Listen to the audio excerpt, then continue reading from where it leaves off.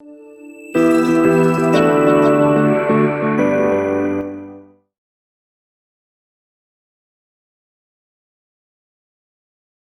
Aí, eu vim falar um pouco como é que é a nossa experiência de uso do React Native lá no Banco do Brasil. A gente é uma empresa bem grande e eu acho que é legal trazer experiências um pouco diferentes para todo mundo.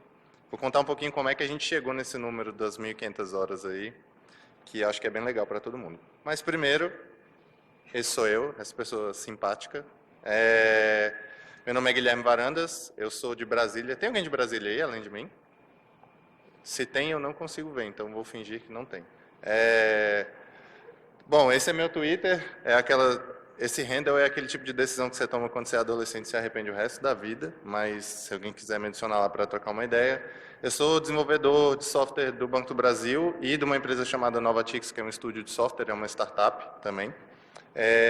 Além disso, eu faço basicamente esse trabalho aqui também, que é apresentar, levar tecnologias, mostrar experiências para outras pessoas, nacional e internacionalmente. E sou um dos organizadores do Meetup de React de Brasília também. Mas hoje, especificamente, eu vim falar dessa empresa, que eu acho que todo mundo conhece aqui, que é o Banco do Brasil, né? Mas, apesar da maioria das pessoas conhecer o Banco do Brasil, algumas pessoas não entendem a dimensão que o Banco do Brasil tem. Então, hoje, basicamente, a gente tem mais de 16 milhões de clientes ativos. Isso é bastante gente mesmo. Isso gera, em média, 1 bilhão de transações de negócios por mês. É um volume excepcionalmente grande. E se a gente considerar não só as transações de negócio, que é basicamente DOC, TED, transferência entre pessoas, saque e etc., a gente chega num total de 5 bilhões de transações por mês. Então, isso envolve também transação de infra, confirmação entre sistemas, redundância. E quando a gente trata de grana, de dinheiro dos outros, a margem de erro é zero. Não dá para eu simplesmente falar assim, cara, acho que sumiu um pedaço do seu dinheiro aqui, mas na próxima versão não vai acontecer mais isso, tá? Não dá. Acho que ninguém ia ficar feliz, eu principalmente não ia. Então, a gente incorre num risco muito grande. A gente é super bem regulamentado, o mercado financeiro é super bem regulamentado, então a gente tem que prestar bastante atenção. Desses 1 bilhão de transações que eu falei aqui por mês, hoje, cerca de 60%, já passou um pouquinho disso, é feito através do mobile. Então, é o nosso maior canal. Então, o móvel é nosso maior canal, não é mais o site, não é mesmo mais o caixa eletrônico. Só que, ao mesmo tempo, a gente tem esse volume enorme e o nosso corpo de desenvolvedores era 1% de desenvolvedores móveis. Então, a gente tem uma demanda gigante para um corpo minúsculo de desenvolvedores. O que acontece quando você tem uma demanda enorme e uma oferta de desenvolvedores pequenas? Começa a engargalar tudo. Mas é fácil, contrata mais gente. A gente é uma empresa pública, não é fácil contratar gente. Não é fácil contratar gente nem terceirizando, porque a gente tem que seguir todo um processo, um protocolo de entrar numa licitação para ver uma fábrica de software e a gente tem que garantir que esse cara tem algum tipo de conhecimento. E, ao mesmo tempo, não tem como a gente pegar o nosso core business e entregar na mão de uma empresa terceirizada. É a nossa vantagem estratégica. O que a gente faz? A gente forma? Massa, vamos formar. Então, vamos contratar um curso. Licitação. Então, entra toda essa dificuldade. Então, como é que a gente faz para pegar esses 60% de demandas e atender com esse 1%? Não atende tudo, é isso. E até um determinado momento, a nossa percepção era basicamente essa aqui. É isso aí, entra na fila, vamos lá. E a sua demanda vai demorar 1 ano para ser atendida, mas é isso aí, vamos lá. Isso começou a mudar numa iniciativa muito massa que o banco fez e está sendo relativamente bem divulgada, principalmente entre as empresas públicas, mas a gente tem conversado bastante com empresas privadas, que do meio para o final de 2016, uma iniciativa nossa ela foi incubada lá no Vale do Silício. Então, esse agente lá, eu estava super de bom humor nessa foto, como você pode ver. A gente foi levado para lá para ficar 3 meses para visitar as empresas e testar tecnologias, desenvolver uma solução bancária usando coisas que a gente não usava no dia a dia. E uma dessas coisas que a gente entrou em contato foi o React Native, que ainda estava bem no começo, não tinha uma adoção enorme ainda. E a gente começou a brincar com isso, fez uma aplicação, levou para dentro do banco, e a gente, eu acho que esse negócio aqui dá para resolver o problema que a gente tem de desenvolvimento. Porque o que a gente tem? A gente tem um corpo bem grande que desenvolve web, ou seja, a galera que já manja de JavaScript. Como é que a gente faz, então, para pegar essa galera e começar a desenvolver para para tecnologias móveis. Pô, vamos trazer React Native para dentro do Banco do Brasil. Nisso surgiu o GAN. O GAN é a ferramenta que eu vou mostrar hoje. Esse é o GAN, que é o gerenciador de aplicativos móveis. Que é o quê? Ele é uma plataforma, que ele é um container de aplicações React Native. O que é isso? Ele é um app nativo que ele embarca aplicações React Native dentro dela, usando uma arquitetura um pouco diferente, que eu vou detalhar daqui a pouco. E ele vem resolver o quê? Basicamente isso. A gente tinha uma fila gigantesca que só aumentava dia após dia, de demandas vindo de áreas negociais, de correção de bugs, de coisas que estavam pegando fogo na rua e a gente tinha que resolver. Então, o que acontece? A gente tem uma demanda gigante e a gente fala para o cara, entra na fila aí, meu amigo, começa a rezar, glória a Deus, vamos embora. Além disso, todo mundo que desenvolve para celular sabe que quando você vai publicar uma aplicação, o review das lojas pode demorar até 5 dias, principalmente a Apple, que é um review mais manual, não é tão automático quanto o Google. Quando eu tenho um bug grave em produção, se eu tiver que esperar 5 dias, o tamanho do rombo financeiro que isso dá dentro de uma instituição do tamanho do Banco do Brasil é incalculável. Incalculável no sentido não só de perda financeira, mas de manchar a imagem. Se eu tenho o banco, ele é uma empresa que preza muito pela imagem. Então ele é construído através da confiança. Então, cara, o que eu tenho que fazer? Eu tenho que transformar isso aqui, ó, para ser rápido. Como é que a gente faz isso? A gente começou a desenhar uma solução baseada em 4 preceitos bem importantes, que é agilidade. E agilidade aqui não é necessariamente ligada à velocidade, é desenvolvimento ágil, é focar num problema, entregar produtos que sejam focados na experiência do cliente em resolver problemas. Segurança, como eu falei, não tem margem para erro. A gente tem que ter uma arquitetura 100% segura. A gente tem que fazer uma integração com o que já tem. Não dá para eu simplesmente reescrever a arquitetura do Banco do Brasil inteiro, que tem quase 100 mil funcionários. Não tem como fazer isso. E reuso, ou seja, eu tenho que aproveitar coisas que eu desenvolvo e elas têm que ser reutilizáveis por outras equipes. Só na diretoria de TI, que é a diretoria que eu trabalho, tem 4 mil funcionários. Desses 4 mil, cerca de 2.500 são desenvolvedores. Então, não adianta eu ter 2.500 pessoas desenvolvendo as mesmas coisas. Para entrar dentro dessa arquitetura, eu vou fazer uma micropausa para explicar um conceito que algumas pessoas eu venho visto que não conhecem tão bem, e é natural que não conheça porque são conceitos muito específicos. Então a gente tem aqui basicamente o seu APK, o seu IPA, o seu App React Native. Só que se a gente desempacotar esse cara, eu vou fazer uma simplificação bem grosseira aqui, eles são 3 camadas. Ele tem a camada do nativo, código Android ou iOS. Você tem uma bridge que faz o meio de campo aí, e você tem um runtime JavaScript, que na maioria dos casos é o JavaScript Core. E essas camadas se comunicam através dessa bridge, através de eventos. Então, a maioria das pessoas que desenvolvem React Native conhece isso, mas não conhece um ponto que está embarcado dentro desse cara de baixo, que é essa caixinha aqui, que está a minha aplicação lá dentro, que é o JS Bundle. Ele é basicamente um bundle JavaScript exatamente como você tem na web. Então, esse cara, o seu código JavaScript está todo dentro dele.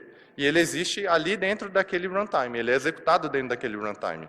Quem começou a desenvolver com React Native mais atualmente, viu basicamente isso aqui, na maioria dos casos. Que o Expo, ele faz uma abstração dessas 2 primeiras camadas para você, e isso permite com que ele faça o quê?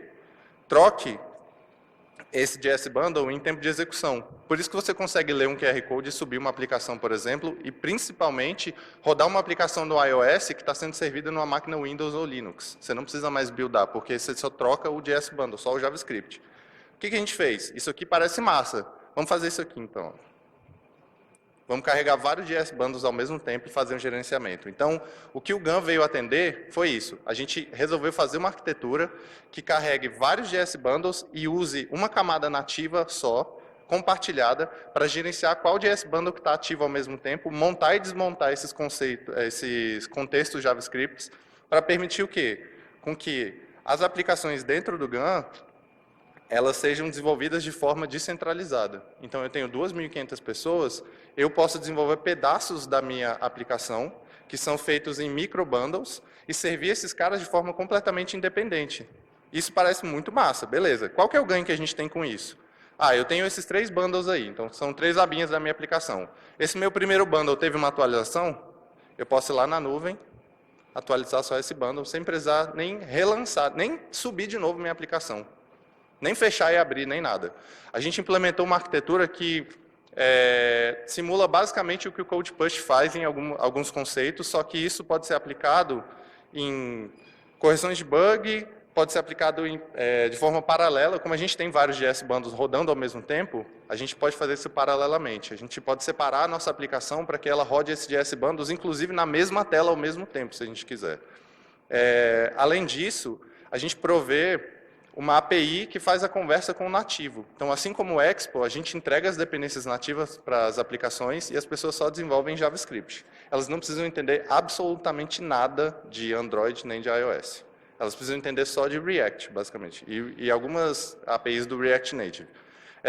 Essas APIs não só são funcionalidades do React Native, mas a gente entrega funcionalidades como a própria autenticação, autorização e até a distribuição desses bundles. O cara não precisa entender como isso é feito lá por trás. Ele só publica e a gente já trata isso tudo automaticamente. Por que isso facilita?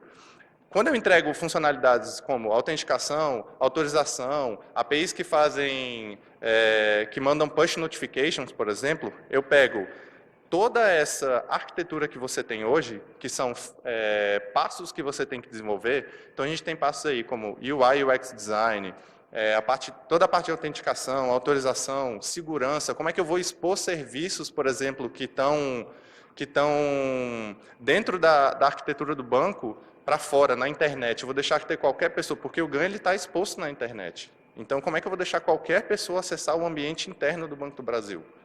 Isso é um risco muito grande. Eu vou dar acesso a uma pessoa, por exemplo, que se ela conseguir burlar essa autenticação, ela vai ter acesso a todo o Banco do Brasil. Então, o banco já tem uma camada de segurança muito forte. Só que o que acontecia é que as aplicações estavam em N lugares, tinha distribuições de aplicações. Eu tenho uma diretoria de agronegócio que tem um app lá dela para consultar resultados.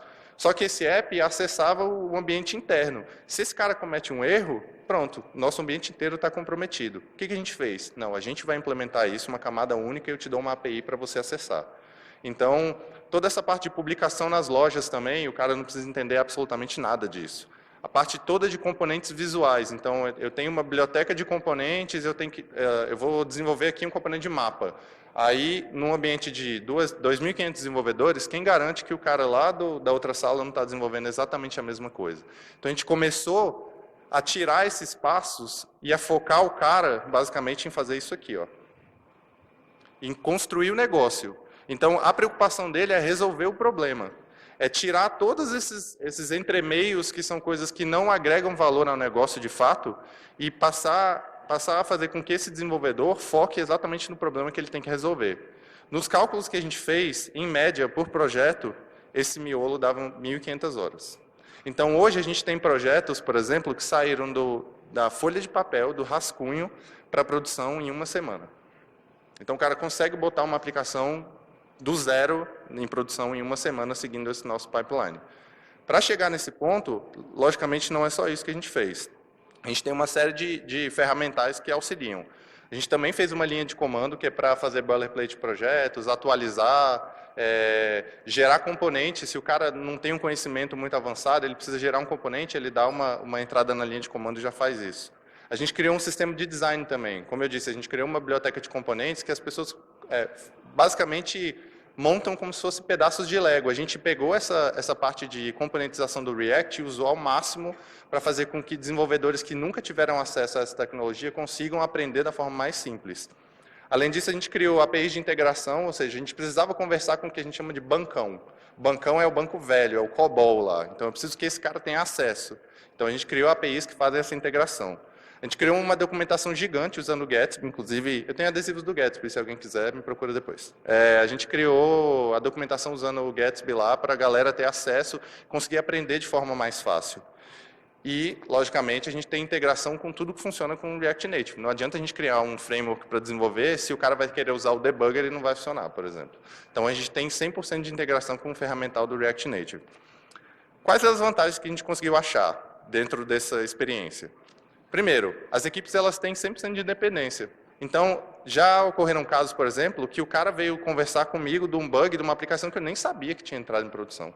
cara desenvolveu tudo sem eu nunca ter ficado sabendo que ele tinha começado a desenvolver essa aplicação. Ele leu tudo através da documentação, saiu fazendo, botou em produção, funcionou e deu um bug lá por um motivo específico que ele veio discutir comigo. Então, assim, as equipes ganharam um empoderamento, basicamente. Elas conseguem lançar uma aplicação dentro do GAN, voltada para o público interno, sem nunca ter tido nenhum acesso a desenvolvimento Android, desenvolvimento iOS, e a pessoa não faz a menor ideia como publica um app na loja, por exemplo. Isso é uma sensação para o desenvolvedor de empoderamento muito grande. A gente alavancou o conhecimento que a gente já tinha. Então, assim, o React Native, quando ele foi desenvolvido, uma das coisas que ele atendia era um problema no Facebook que era muito próximo ao nosso, que era, eles tinham um corpo de desenvolvedores muito grande com uma proficiência em web. A internet, basicamente, a massa dos usuários começou a mudar para o mobile. O que eles iam fazer? Mandar todo mundo embora, contratar de novo? Outros tipos de profissional? Não dava. Então, a gente conseguiu alavancar esse conhecimento em web que a gente já tinha para sair no mobile também. A gente conseguiu unificar essas aplicações que antes estavam distribuídas em N aplicações diferentes nas lojas, e as pessoas viam a marca do Banco do Brasil pulverizada aí, algumas aplicações eram de um jeito, outras aplicações eram de outra, e aí para a imagem do Banco do Brasil isso era ruim, para a experiência do usuário também. Além disso, a gente faz atualização usando o OTA, que é o Over the Air, que é basicamente o que o Code Push faz, que é fazer atualizações em tempo real para fazer uma correção de bug. Então, por exemplo, se eu tenho uma aplicação que está quebrando, eu consigo botar em produção essa aplicação em 5 minutos, hoje, publicando num servidor. E a nossa produtividade, essa animação do foguetinho foi... deu trabalho. A nossa produtividade aumentou muito, a gente tem aplicações saindo em 1, 2 semanas. Então, isso é muito legal para a gente. Mas, como nem tudo são flores, a gente tem algumas lições aprendidas. Mudar é muito difícil. Mudar, o desenvolvedor, ele é um... Eu sou desenvolvedor também, então eu posso falar. É uma criatura teimosa. Se o cara programa de um jeito e ele, sei lá, aprendeu COBOL, ele quer morrer desenvolvendo COBOL. Ele quer morrer desenvolvendo Android nativo. Então, mudar essa cultura dentro de uma empresa tão grande é muito difícil. Então, como é que a gente faz? A gente vence pela preguiça. A gente faz uma arquitetura tão fácil de usar que o cara fica com preguiça de fazer se não for ali. Então, a gente aprendeu essa lição. Entregue uma solução tão fácil que o cara tenha vontade de usar. Além disso, use a sua própria solução. A gente começou a desenvolver aplicações usando a nossa própria arquitetura, para aprender lições a partir dali, porque o usuário, quando ele sabe que é você que faz, ele filtra muita informação. Você está lá tudo quebrando, você pergunta, e aí, tá massa? Não, tá bom, muito bom, funcionando tudo. Então, use você mesmo para tirar essas dúvidas. Fale, evolua e itere. Isso é extremamente importante. Não tenha medo de pegar pedaços da sua aplicação, jogar fora e fazer de novo, se você acha que está ruim. Se você identificou um problema, não tem problema. Isso é normal, isso é normal. Coloque coisas com problema em produção e melhore e vá seguindo em frente. Ninguém constrói uma aplicação de um tamanho desse porte para atender 16 milhões de clientes, por exemplo, sem quebrar alguma coisa. Isso é natural. Então, uma das coisas que... eu vou dar um micro spoiler aqui, é que, além do GAN, o app do Banco do Brasil vai ser o novo app vai ser nessa arquitetura também, para os clientes. Deve sair até o final do ano, aí, eu acho. E aí, se quebrar, você já sabe quem que você pode xingar. Além disso, eu queria deixar uma última mensagem que é muito bem sumarizada dentro de um GIF, que é atualmente meu GIF favorito. Então, fica de lição para todo mundo. É isso aí. Valeu.